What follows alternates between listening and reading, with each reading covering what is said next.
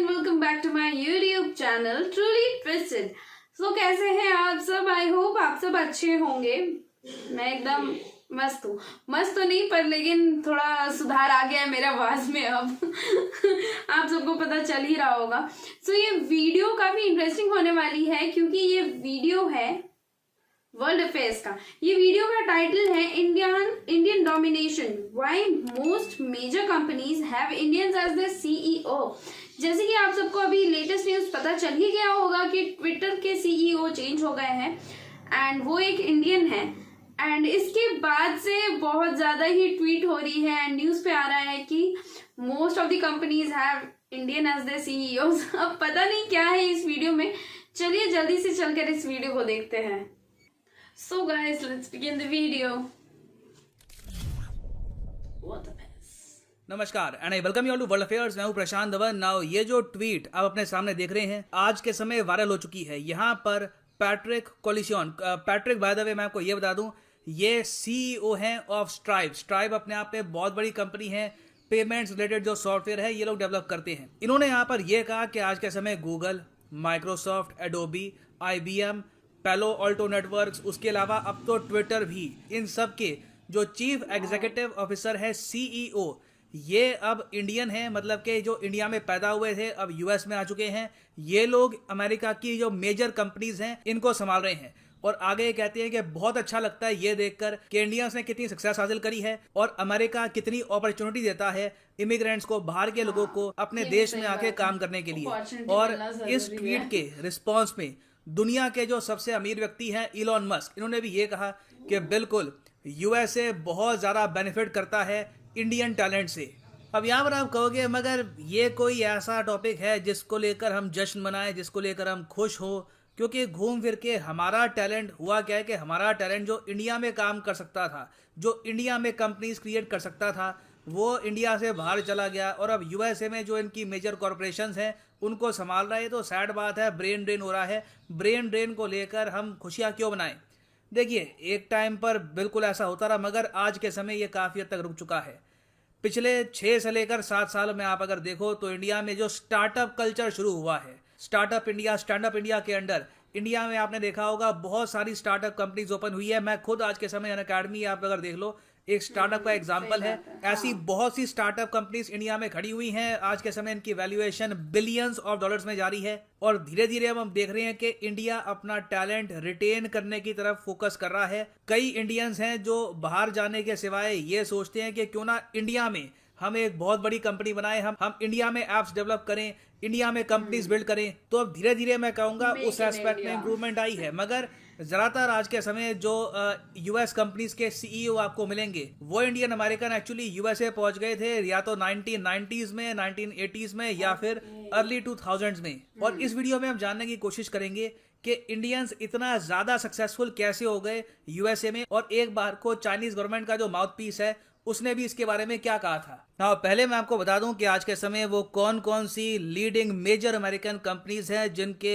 Head बन चुके हैं इंडियन अमेरिकन्स। तो यहाँ पर अगर हम देखें अभी रिसेंटली आपने सुना होगा पराग अग्रवाल ने जैक डॉर्सी को ऑल टुगेदर रिप्लेस कर दिया है as the CEO of Twitter. ये अपने आप में काफ़ी बड़ी अकॉम्प्लिशमेंट है। उसके अलावा आपको पता होगा सुंदर पिचाई के बारे में। जब भी हम इंडियंस एक आर्ग्यूमेंट हारने लगते हैं किसी अमेरिकन के साथ, यूरोपियन के साथ, सीधा हम सुंदर पिचाई का एग्जाम्पल देते हैं। उसके अलावा सत्या नडेला माइक्रोसॉफ्ट को लीड कर रहे हैं। फिर अरविंद कृष्णा भी एक बहुत ही बड़ा नाम है, IBM को आज के समय लीड कर रहे हैं, he is the CEO of IBM। उसके अलावा शांतनु नारायण ये सीईओ हैं एडोबी के, उस कंपनी के जिसके बहुत सारे सॉफ्टवेयर मैं यूज करता हूं, हो सकता है कि आप भी यूज करते हो। इस कंपनी के सीईओ भी इंडियन हैं। उसके अलावा निकेश अरोरा ये पैलो ऑल्टो नेटवर्क के सीईओ है। पैलो ऑल्टो नेटवर्क आज के समय क्लाउड कंप्यूटिंग में, साइबर सिक्योरिटी में एक बहुत ही ज्यादा बड़ा नाम है यूएसए में। और ये तो मैंने यहाँ पे आपको टॉप ऑफ द लाइन जो multi billion dollar multinational corporations हैं जो दुनिया भर में फैली हैं उनका नाम मैंने आपको यहाँ पे बताया है। उसके अलावा भी अमेरिका में आज के समय बहुत सी कंपनीज हैं जहां पर CEO, vice president, important positions पे आपको बहुत से इंडियन अमेरिकन मिलेंगे। इवन दो इंडियन अमेरिकन की जो टोटल आप अगर आबादी देख लो यूएसए की टोटल पॉपुलेशन में ये रफली 1% से लेकर 1.5% के आसपास है। तो ट्रिमेंडस सक्सेस हासिल करी है हमारे लोगों ने वहां पर जाकर और एक बार को चाइना का जो सरकारी मीडिया है ग्लोबल टाइम्स 2018 में इसने भी ये बात नोट करी थी। यहाँ पे आप देख पाओगे इन्होंने खुद कहा, चाइनीज लोगों ने, ये खुद की असेसमेंट प्रॉपरली करते हैं काफी बार, इन्होंने कहा था कि इंडियंस ने कंप्लीटली आउट परफॉर्म कर दिया है चाइना को ओवरसीज कॉर्पोरेट मैनेजमेंट में। अब यहाँ पे आप कहोगे इसका रीजन होगा ना चाइना अपने जो होनहार लोग हैं उनको जाने नहीं देता। देखो कुछ केसेस में होता है, मेडिकल फील्ड में थोड़ा बहुत ऐसा होता है, मगर ओवरऑल आप अगर देखो यूएसए में सबसे ज्यादा जो इमिग्रेंट्स हैं वो 3 देशों से आते हैं। नंबर 1 तो है मैक्सिको, मगर मैक्सिको से जो इमिग्रेशन होती है यूएसए में, इसमें से पहली बात तो बहुत सारी इलीगल तरीके से होती है।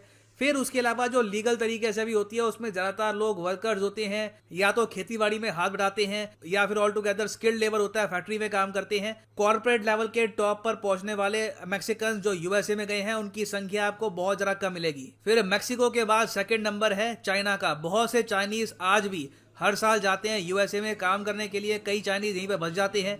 फिर तीसरे नंबर पे आता है इंडिया का नाम, मगर तब भी चाइना से पीछे रहकर भी आप देख रहे हैं ऑल टुगेदर इंडियंस ने कंप्लीटली आउट परफॉर्म कर दिया है चाइनीज अमेरिकन को इन यूएस, और ये बात चाइना का ग्लोबल टाइम्स खुद एडमिट कर चुका है। और इन लोगों ने आगे ये भी कहा था कि इसका रीजन ये है कि कॉर्पोरेट मैनेजमेंट में इंडियंस बहुत अच्छे हैं और चाइना को अपना खुद का जो होम ग्रोन टैलेंट है ये इंप्रूव करना होगा अगर हमको कैचअप करना है। क्योंकि मैं आपको ये बता दूं, अगर इतने सारे इंडियंस इंडिया से बाहर निकल के यूएसए में इतना कुछ अकॉम्प्लिश कर रहे हैं तो इसका मतलब ये है कि ओवरऑल इंडिया में बहुत से लीडर्स पैदा हो रहे हैं, बहुत से लोग पैदा हो रहे हैं जिनकी एक सोच है कि कंपनी को ग्रो कैसे करना है। ऐसे लोग कल को अगर इंडिया में काम करना स्टार्ट कर दें, जो हम देख रहे हैं कि आज के समय हो भी रहा है, तो उससे हो सकता है कि इंडिया में कल को मेजर कंपनीज खड़ी हो। नाउ यहाँ पर क्वेश्चन ये आएगा कि इंडियंस ने किस तरीके से मैक्सिकन, अमेरिकन और प्रीटी मच दुनिया भर के लोगों को बीट कर दिया, अफ्रीकन को बीट कर दिया, जापानीज लोगों को, रशियंस को।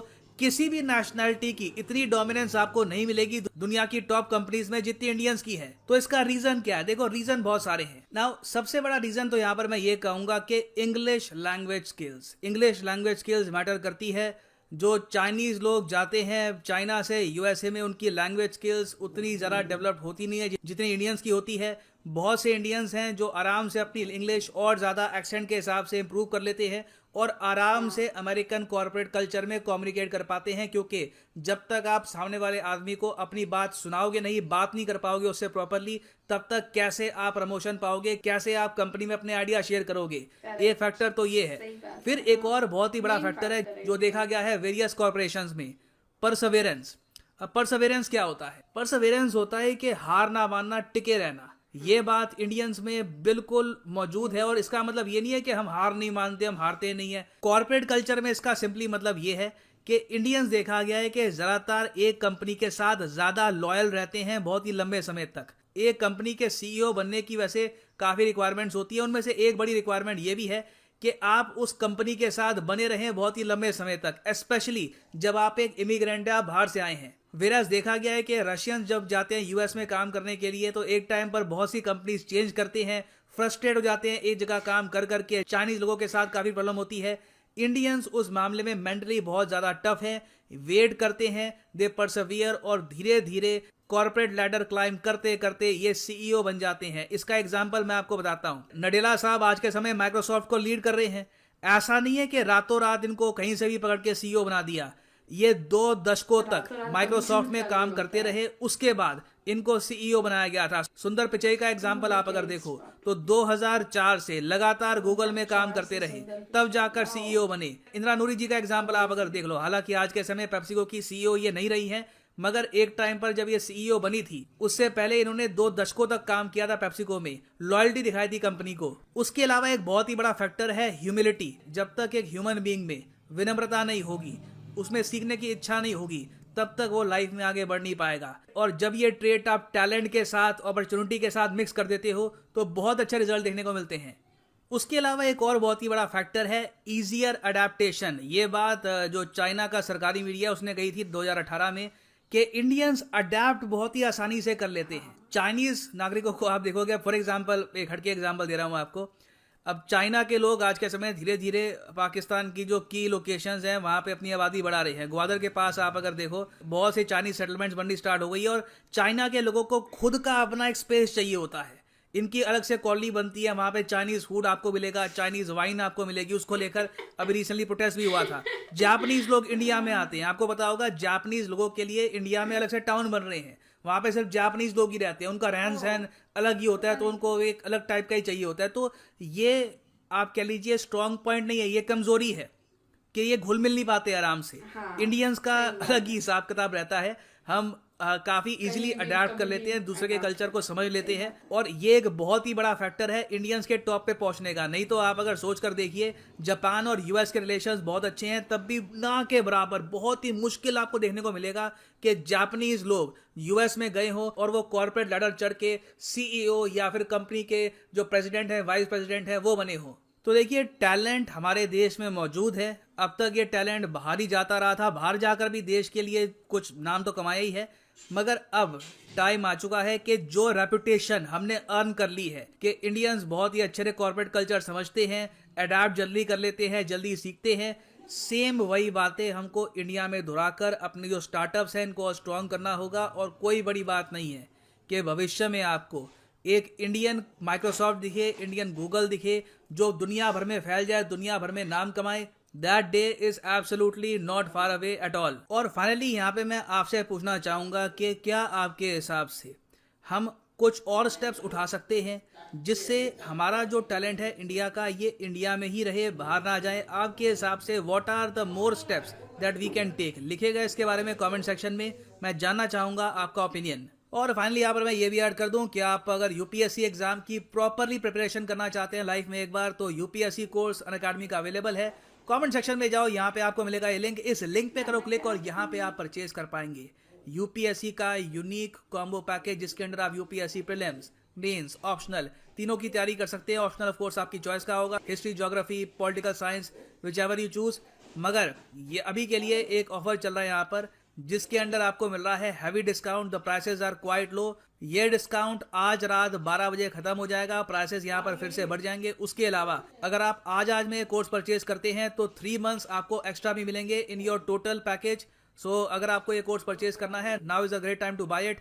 यूज करिए promo code PD10 and the prices will fall. So use the code PD10 and save your hard earned money. So इसी नोट के साथ ये है वीडियो कांत। Thank you for listening and as always God bless you all. Bless you all. PD10 10% discount.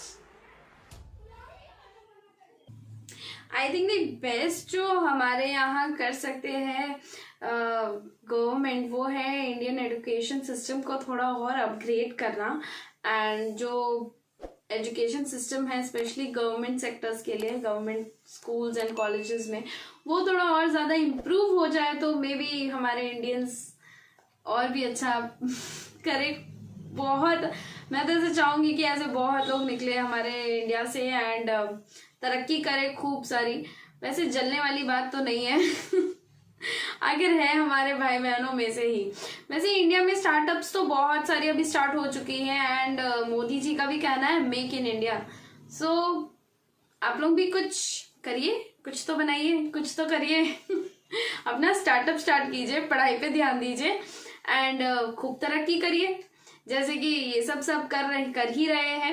And ये video काफ़ी अच्छा लगा मुझे देखकर एंड काफ़ी खुशी हुई कि इतने सारे इंडियंस जो कि अमेरिका में रह रहे हैं एंड वहाँ के कंपनीज को लीड कर रहे हैं as CEO and it's really a proud moment for every one of us.